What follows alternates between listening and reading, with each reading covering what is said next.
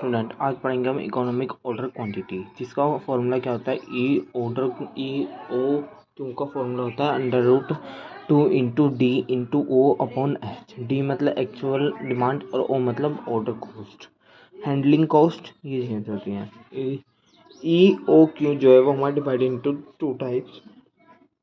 पहला order cost and then है handling, या हमारी एक तरीके से कह सकते हैं कैरिंग कॉस्ट। ठीक है, अब हमारे एक इसका क्वेश्चन था सिंपली, जिसमें ABC लिमिटेड है और उसका सेल कर रहा है वो बास्केटबॉल। तो कॉस्ट ऑफ ऑर्डर जो है वो करनी है 400 रुपये, कैरिंग कितनी है पर यूनिट पर एनम 10 रुपये, एंड जो एनुअल डिमांड है वो हमारी कितनी है 20,000 रुपये। तो कैलकुलेट करना है, तो हमारे क्या क्या देगा 2 इंटू एनुअल डिमांड कितनी है 20,000 इंटू ऑर्डर कितना 400, और हमारी हैंडलिंग या कैरिंग कॉस्ट कितनी है 10, तो कितना है 1265। ठीक है, अब ERP का मतलब क्या होता है। ERP वो होता है refers to the ideal order quantities a company should be purchasing in order maximization और इन्वेंट्री कॉस्ट।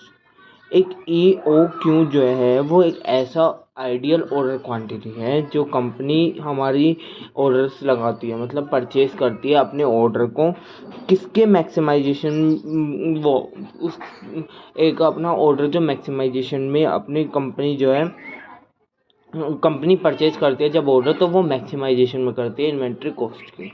ठीक है, जैसे such as handling cost, holding cost, storage cost, order cost, ये सब चीज़ क्या होती है उसकी मैक्सिमाइजेशन होती है। द EOQ मॉडल सिक जो है वो इंश्योर है that the right amount for inventory in order per batches. मतलब कि वो क्या करती है, वो इंश्योर होती है कि राइट अमाउंट देते हैं हम इन्वेंट्री की इन ऑर्डर से पर बैच के हिसाब से।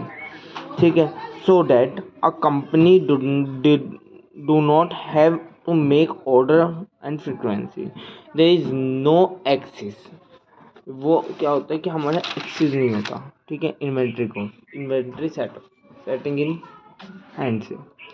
ठीक है, ऑर्डरिंग कॉस्ट, ऑर्डर कॉस्ट क्या होता है। ऑर्डर कॉस्ट और कैरिंग कॉस्ट दो तरीके की होती है इसमें कॉस्ट। ऑर्डरिंग कॉस्ट कौन सी होती है, जिसमें हमारी कॉस्ट जो है वो इनकर्ड किसकी हो रही है, जितनी भी ऑल प्लेसिंग और हमने रिसीव करना है कोई न्यू शिपमेंट ऑफ ऑर्डर, मतलब कि कोई नया शिपमेंट की हम नया ऑर्डर रिसीव कर रहे हैं, तो वो कौन सी होती है ऑर्डर कॉस्ट। ऑर्डर कॉस्ट हमारी क्या होनी चाहिए, अगर हमारी ऑर्डर कॉस्ट कम है तो हमारी इन्वेंट्री कॉस्ट क्या होगी, ज़्यादा होगी। और अगर हमारी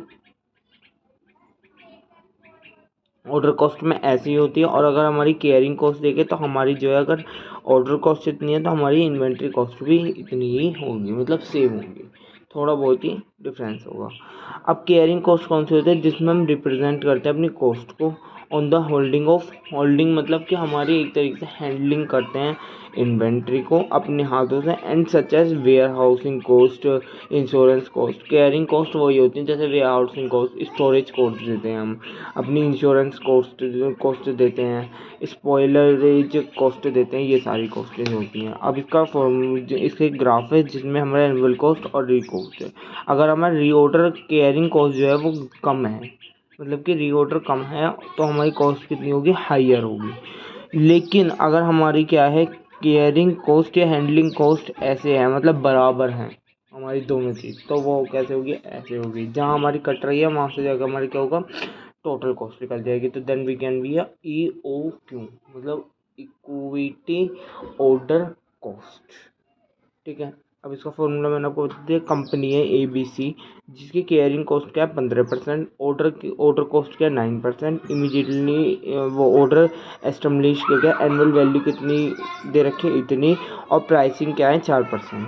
अब हमें इसमें एक चीज़ निकालनी पड़ेगी, हैंडलिंग कॉस्ट या केयरिंग कॉस्ट हमें गिवन नहीं है, तो वो हमें निकालनी पड़ेगी। केयरिंग कॉस्ट हमें 15% देगा, प्राइसिंग क्या है, प्राइसिंग के ऊपर निकालते हैं 4 × 15%, तो 0.6% आ गया। देन हमें एक्चुअल डिमांड भी गिवन दे रखी है, एक्चुअल कॉस्ट भी गिवन है, और हमें क्या है ऑर्डर कॉस्ट भी गिवन है, तो हम उसको निकाल कर 1200 रुपये यूनिट के हिसाब से हमारे क्या आ गया, इसमें EOQ आ गया। ठीक है, thank you so much, please like subscribe channel, और हम नेक्स्ट वीडियो में समझने की कोशिश करेंगे।